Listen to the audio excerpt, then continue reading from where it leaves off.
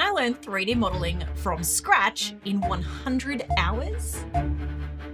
How did you do that? That's pretty cool. That's getting into fancy territory. From the beginner donut to complex geometry nodes and realistic textures, I'm exploring what it takes to be a 3D artist with Blender. Escape. Why are they flying out the top? Not like that. No, not like... I'm not totally collapsing in terror yet. I have had a few really frustrating moments. That's not what it's supposed to do. I was not expecting Blender to have such a steep learning curve. And then you accidentally click something and everything breaks. Oh, all the textures that I spent hours doing. You should not do that as your beginner project. Well, that is the experience in a nutshell. I didn't plan this, I promise. Meet Martina from Nerdforge. Nerdforge takes on some of the most ambitious creative projects I've ever seen. From all kinds of impressive computer and gaming builds to giant paintings, epic books, and complete room makeovers. She's also learned Blender in a 100-hour challenge and just like me, was starting from scratch. I had basically not opened Blender ever, so that was my absolute very first experience with the program at all. There are so many things on this screen. Mouse scroll is zooming. Is that I don't know where I am. There's my texture. Okay, that doesn't look right. Why is there like a tree in it? You know what? We're gonna delete this whole object. No? Delete doesn't work. How do I delete? Not making anything, but I'm feeling the tools. And I remember opening it and I was like, what buttons do I click? Is it gonna self-destruct if I click this? I was terrified. Oh, no, it's not selecting. How do I turn this tool off? No, I don't want to keep using the tool. Escape. Did that work? Oh, that worked. I'm a pro. Blender is a very complicated program. I don't know what I'll explore over my 100 hours, but I do know my first step, and that is the famous donut tutorial by BlenderGuru. The donut tutorial obviously just made the whole interface less intimidating, and it just opened up this understanding of all the little basic things. Like, you don't need to know everything. You just need to know which basic buttons you need to click and which area to work in. Yeah. And welcome to the wonderful world of 3D. First tip, do not get overwhelmed. Too late.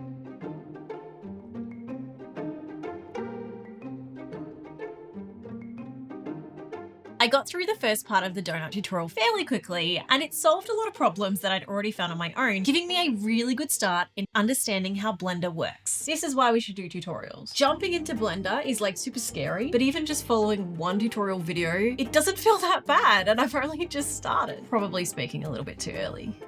I think my biggest problem was stopping myself from jumping ahead and getting distracted by the many interesting things that I was stumbling across, because every time I started on a side quest, I quickly found myself lost and needing help again.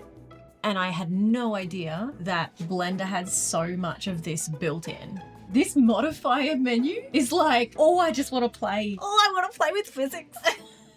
Even in just a few hours, I already feel like I understand so much more about what Blender can do. I'm still hitting many hurdles, like getting my view stuck or locked, or accidentally turning on features that move my objects a meter across the board at a time. But trying to solve those problems has become its own learning experience. And I've got a growing list of things that I want to explore more, like geometry nodes. They are super confusing right now, but they look fascinating. I'm stopping and starting these videos much more than I expected, mostly just trying to remember where a menu was, or what the terminology means, or even just the keyboard shortcuts that I just learned. It's taking me about twice as long as I expected, but I am definitely learning a lot.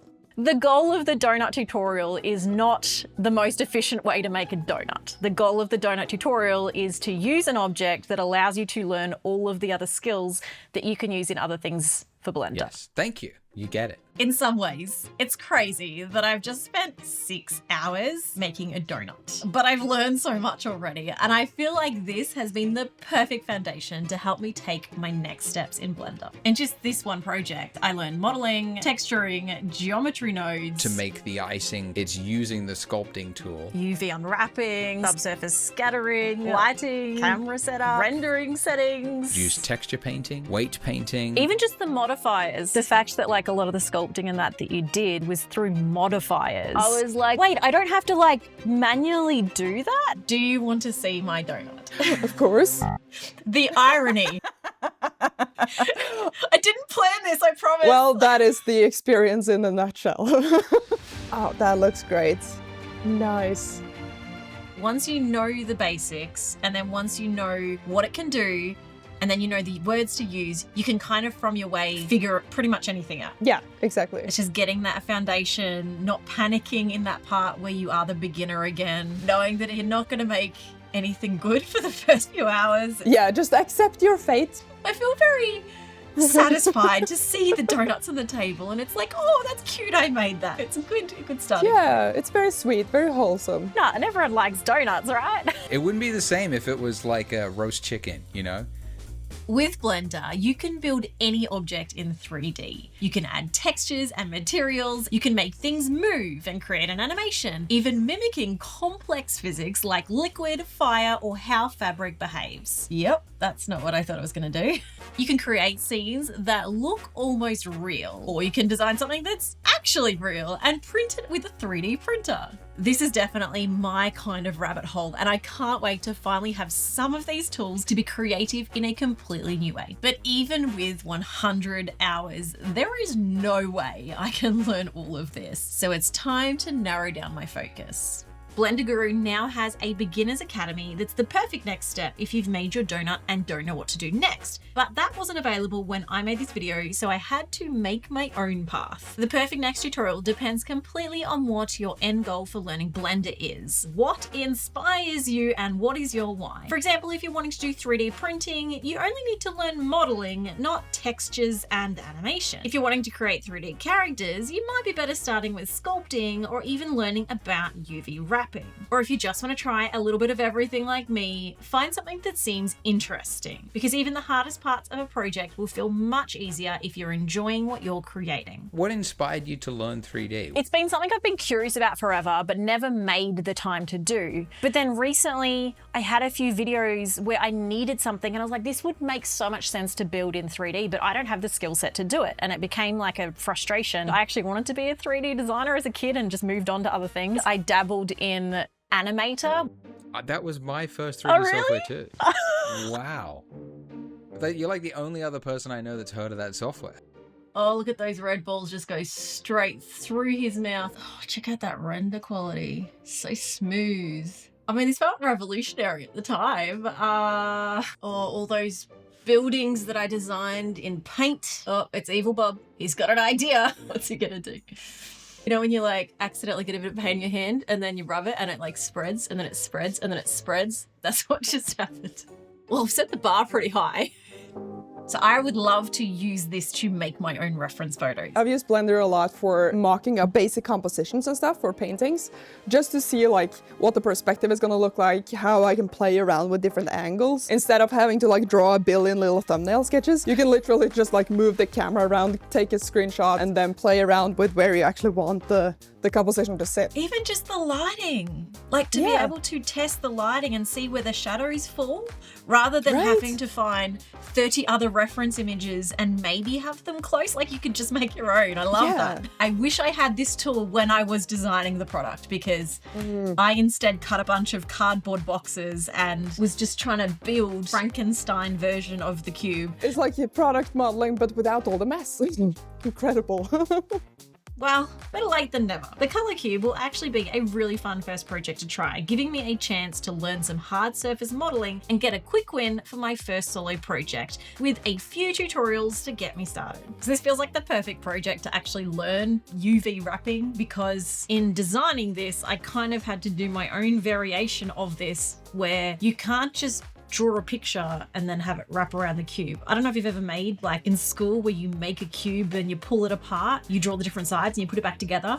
This is a bit like that. And so we did that with this actual cube, and now I'm doing this in Blender. But when I've got it to separate the sides of the cube, it's kind of just cut them all out as individual panels and then put them in a pile. So now I'm kind of doing a bit of a jigsaw puzzle, and I'm trying to match up my graph on this weird color chart to wrap around the cube how I want it, so that I can then get my original design from here and make it match the screen to make the long-term process in like making all 4 cubes a lot easier. I don't know if any of that made sense, but it's making sense to me.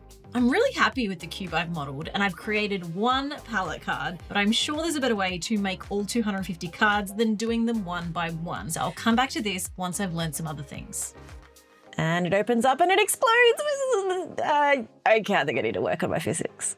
My little attempt at physics has sent me on some side quests and some fun projects and making a lot of bad things and things that don't work as I'm expecting, but also just having fun, exploring and getting to know Blender with no specific goal. Just dive headfirst into it. Don't expect it to be good. Like, expect it to be crap, honestly. That's not what it's supposed to do. It's not gonna be good unless you spend the hours actually doing it. So you have to just push through that ugly stage because you're gonna get past it at some point. All right, oh, look at that. Did it just go through it? Oh, it fell off and it's falling to eternity. Oh dear. What? Oh, it missed. There we go. Oh, now I kind of want a tablecloth like this. It's so shiny. Oh, this is cool. I want to make this. Why are they flying out the top? That's not... What? Balls come flying down the stairs. Not very well, but that's a problem for another They day. are flying, to be fair. I thought this was going to be a fun, easy win. Whoa! Jelly! It's so bouncy. Oh, that's kind of satisfying. Wonder if I can do this for my donuts too. They all fell off the plate. Come on, catch the donuts! Yep, no, oh, almost. I do have to say, I was not expecting Blender to have such a steep learning curve. I don't know, I personally got so lost. The view would get locked, or there's like hidden menu that you don't know anything about, and all the keyboard shortcuts that every tutorial tells you to use. I know, and then you accidentally click something and everything breaks. You're like, I don't even know what button I clicked. Why is it broken now? How do I fix it? Oh, that's so cool. Why can't my physics stuff do that? What? I think I did something wrong. That's what gravity's supposed to do. Oh, look at it. Even the mesh preview is cool. Look at it go. It's like nail polish. Every time someone would give me a keyboard shortcut, I would stop, I would go on Google and figure out what that keyboard shortcut actually achieved, and then I would go and do it through the menu, because then like gave you a chance to kind of like immerse yourself in the program properly so that you're able to retain more of that and remember it. No, that makes sense, because you can at least like sort of place it in a category where it belongs. Whoa. Imagine if these were color cubes. Is it a mesh? Is it an object? Are you in edit mode or object mode? I think I had that in the wrong setting a million times. Oh yeah. You just gotta do it a billion times wrong, and then you get it right eventually.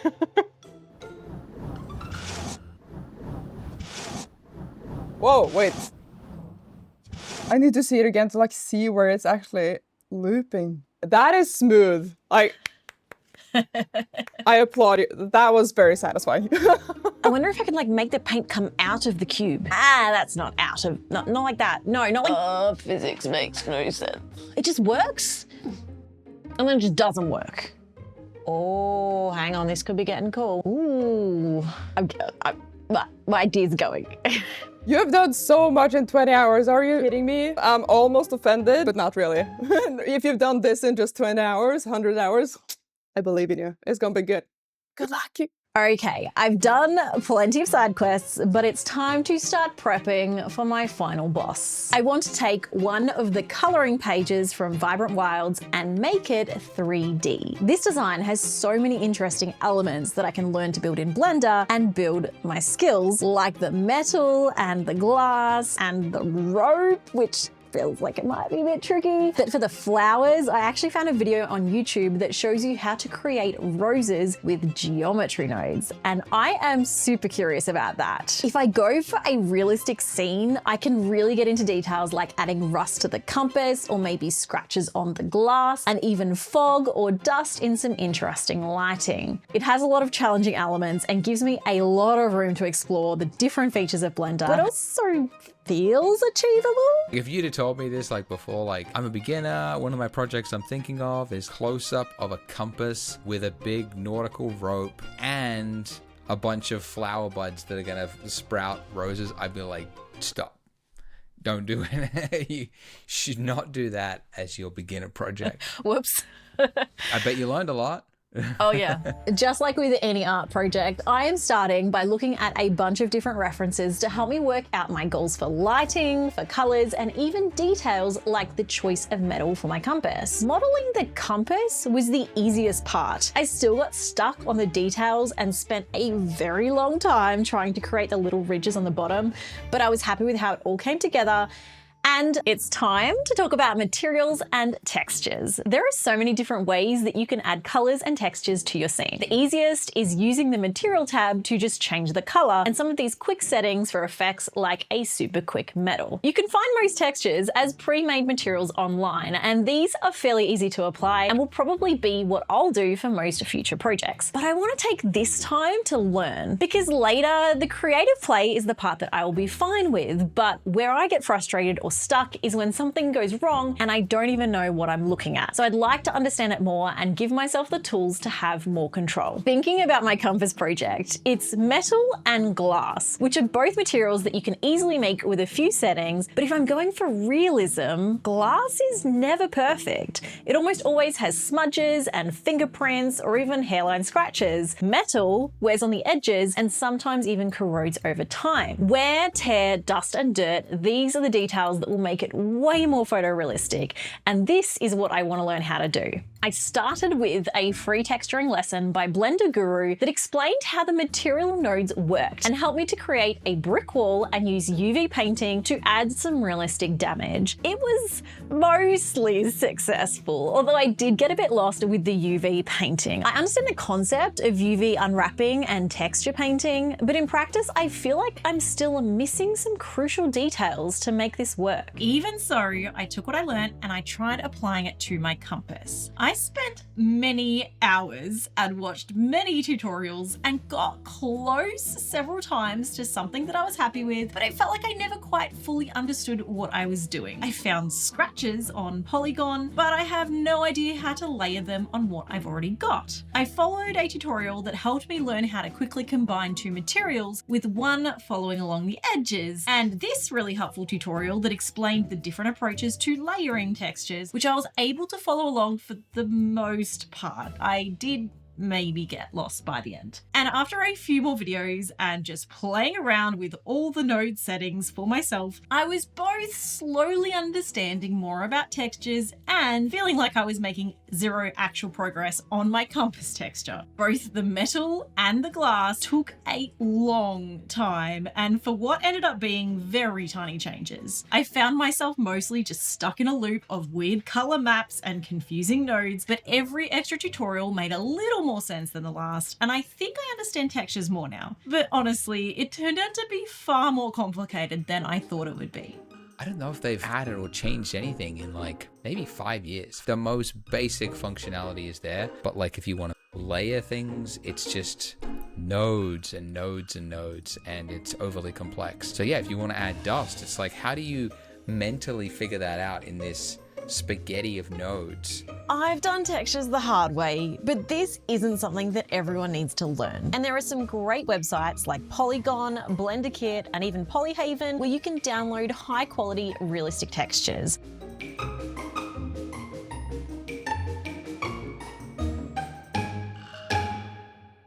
By this point, I needed a break from my compass project, so I've decided to start modeling my studio. So for this, I went looking online for some of the objects in my scene, like my studio chair and the exact desk I use. And especially with something like interior design, it's worth making use of assets that other people have made so that you can spend more time on the layout and on the design than modeling every little prop. I found that you can actually import almost the entire IKEA catalog. So I found my exact wall units and then quickly realized that they weren't actually going to work for the customization that I need. I thought I'd be able to adjust the door heights or add shelves like you can on the IKEA website when you buy them, but the meshes are a mess.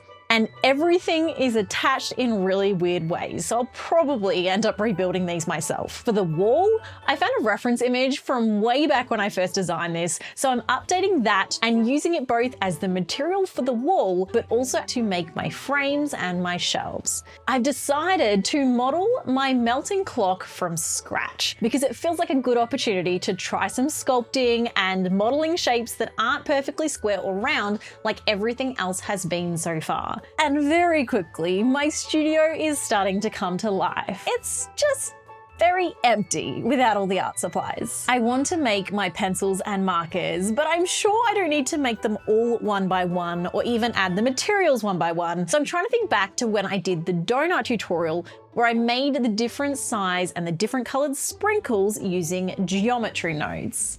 Geometry nodes open up a whole new range of possibilities in Blender. You can use them to build, adapt, and animate, and it's all done mathematically, so you can change just about anything as you go without having to rebuild or break everything else. You can use it to scatter objects like flowers in a garden, or make giant crowds, or complex cities, or even create interesting 3D patterns. And while it looks far more technical than everything I've been doing so far, I'm also very excited to give it a go. It's interesting you say that, because that was actually one thing people said was like way too complicated for beginners.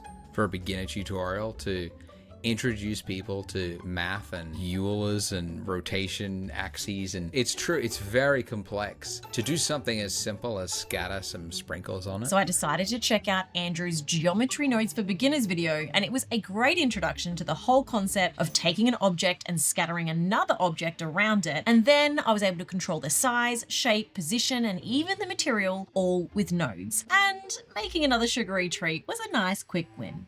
Now to apply my not yet successful knowledge of physics to catch these in a bar. Why are they flying away? No. Ah! I caught one! One! I started looking around for some other good geometry node tutorials with quick wins, and I found Ducky 3D's channel, where he has a huge range of small geometry node projects that look simple enough for a beginner, but have really cool results. And after a few more videos from Ducky 3D's channel, I stumbled across what is probably my favorite thing that I have built so far. I thought when I started this 100 hours that I would spend most of my time modeling and sculpting. I spent most of my time doing maths.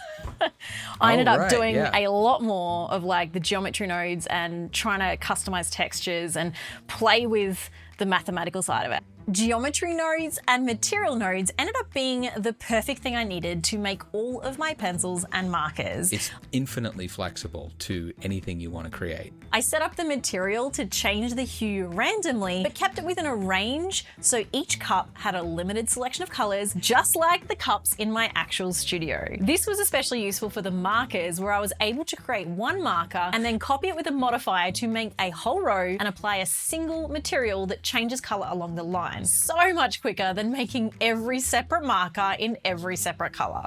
Actually, I have a bone to pick with you on the physics. Okay. And I feel like over and over again, especially when it comes to realism, everyone keeps saying use real world scale. And so I'm here trying to do physics, even with the tube from the tutorial that you did on geometry nodes. I'm like, I just want the tubes to land in a bowl. What I learned the hard way is that physics does not like small objects. I know. And nobody said that. Nobody told me. So I thought, what am I doing wrong? I follow the tutorials, and then as soon as I try and apply the exact same logic to my project at real world scale, nothing works. I built my set, and one of the things I wanted to do was get my markers in these, and I thought rather than modeling them all like this, I should just literally grab them all and do this. Right, with physics. Oh no. Oh no, you spent 3 days on it instead of 10 minutes. What I ended up doing was making my markers like 2 meters high. Okay, yeah. Doing it, baking it, scaling it down, and I got my result. Nice. It was really quick once I worked out that physics does not work on small scale. It should though. There's no, I think it's a bug. Like, it's literally just hasn't been looked at for so long. It's just like one of those quirks, like, everybody knows. Nobody told the new guy. Like Nobody tells you. No, exactly. Oh, cool. That's like what's right behind you. Yeah. That's great. So this is all like to scale? Like you got the real world Yeah, measurements? that is and real world scale. So that's one material on the whole set. That's the way to do it, definitely. Yeah. But I also have a plan to use these geometry nodes to build my roses. I'd be lying if I said that I wasn't completely overwhelmed by this one. I spent a lot of time trying to copy each step of the tutorial exactly because I wasn't really clear on what each step was actually trying to achieve. And for much of the tutorial, my flowers looked nothing like the ones in the video. The simplest way I can describe this is that I'm starting with a single petal and then the geometry nodes are copying it and aligning it perfectly so I can open and close and move everything with the other petals without each of them moving right through each other. I had no idea that flowers in real life followed specific geometric patterns, and in hindsight, it makes a lot of sense and is something that I should look into more to help me with my drawings and my other craft projects. This wasn't easy, but wow, the result was worth it. It's time for the rope. I actually found a bunch of tutorials that help me to make a rope really quickly. Create some circles, use the modifiers to make them 3D, then another modifier to twist them, and then another modifier to run them along a path, which I can then move around to control the rope. With my basic rope done and my curve matching my coloring page, it's time to add some texture. And this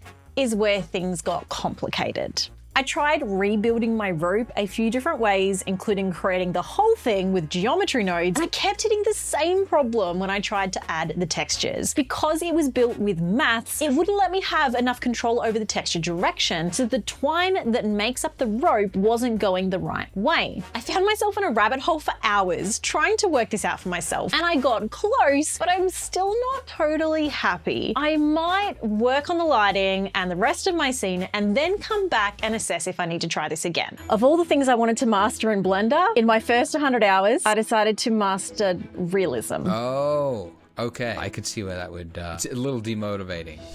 It's just so slow. Most of the differences between a 3D render and a photorealistic scene come down to the final details that honestly most people probably don't even notice. I found a few good videos talking about realism overall. They were really helpful in understanding what I'm trying to achieve. By the way, I've made a playlist of all the videos that I've featured and the tutorials that I've followed so that you can check them out for yourself. And while you're browsing, please also take a moment to subscribe if you enjoy seeing me take on ambitious creative projects like this. One of the things to realism is that everything should have bevels. Bevel. Yes. Every corner on this compass has a bevel. They're just very, very small. I spent some more time trying to improve my glass and metal textures and felt like I was getting closer to understanding everything, but still spending a lot of time going around in circles. Textures is still something that just doesn't quite make sense to me. I keep thinking I understand the process and then I follow a tutorial and try to adapt it to my own project, and it just doesn't look like what I expect. But I definitely spent like 6 hours trying to add a little bit of dirt, and at the end I'm like, I don't think it looks any different. And then I put the motion, then I put the depth of field on, and I'm like, oh, all the textures that I spent hours doing are just gone because of the blur. Yes, yeah. That's a painful realization. Yeah, you learn to like plan the shot as early as possible to figure out where the detail needs to be. With just 4 hours left, it's time to finally draw the compass itself. Kinda left this to the last minute. But everything is coming together quickly now, and I can't wait to see what Andrew and Martina think of my progress so far. I love the like mix of textures though, like with the old sort of antique brass on the compass, and then you have like the wood and the rope texture. How did you do the ropes? Because that's a quite fancy texture. Yeah, the rope looks complex. It's funny because the rope for me is like the part I like the least. It's the part that I'm like, no, it's not realistic enough. No, I think it looks great. What do you mean? Even now, I'm still not fully happy with the rope.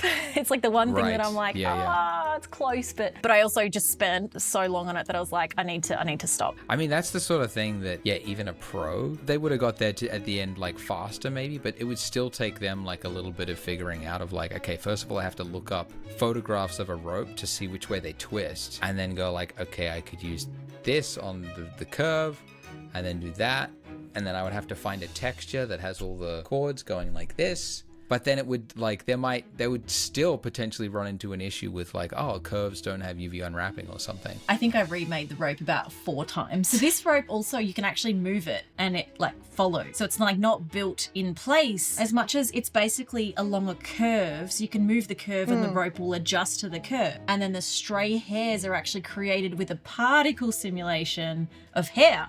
Ah. And so that runs along the rope. Yeah, because that just really adds to the realism, I have to say, with those little hairs sticking out. And obviously, like, the compass looks great with just like the perfect amount of dirt, and you see the like curvature of the glass in the reflection and stuff. I have to say, very well done. I'm super impressed. Thank you. In just 100 hours. On the top of the compass, there's like a thin layer of dust only on the top. Such a fine detail, but I definitely see it. But it's not actually like painted on the top. It's actually using the geometry of the compass to determine where the top is and only apply it to that. That's the stuff that I just found fascinating. That's getting into fancy territory. I came into this thinking I'd do art and I left doing maths. Ooh, flowers that bloom. How did you do that? That's pretty cool. You didn't do geometry nodes for the flowers? I did. You I did? did. Wow.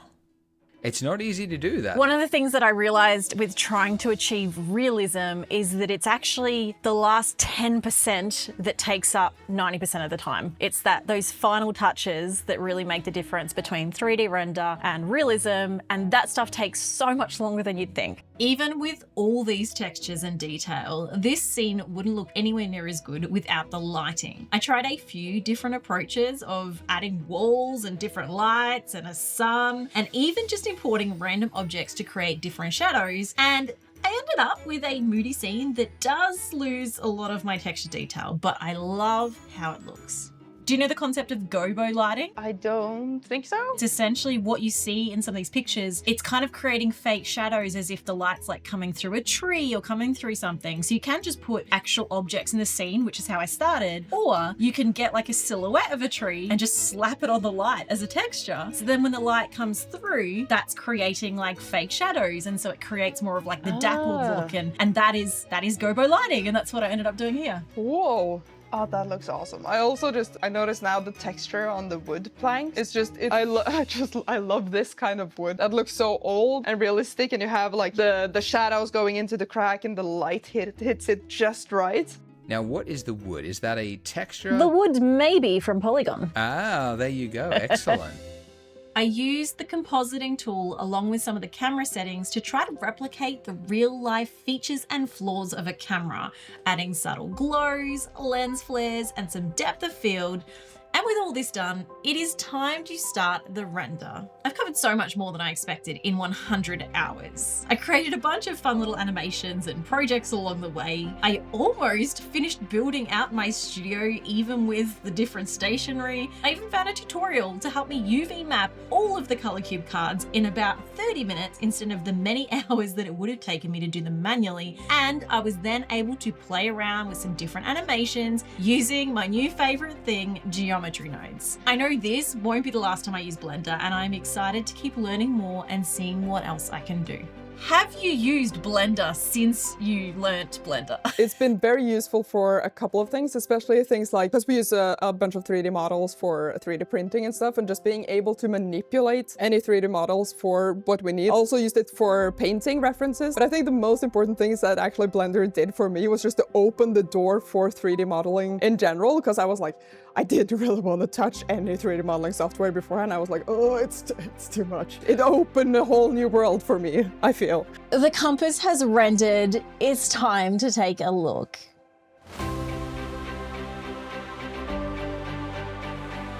And the roses that unfolds. I love me some particles, I swear. It adds that little touch of magic. That is beautiful. I love the movement as well. Oh, the roses must have been a nightmare. Like, they look beautiful, but they must have been a nightmare. I definitely could have spent another 20 hours on this easily. At a certain point, you got to stop. Yeah, learning when to stop is also super important. You'd be better off just jumping to the next project because you'll learn more. I definitely underestimated how long 100 hours. So it's better that you made it look easy, because then I thought I could do this, and once I committed, I had to keep going. You're welcome, and I'm sorry.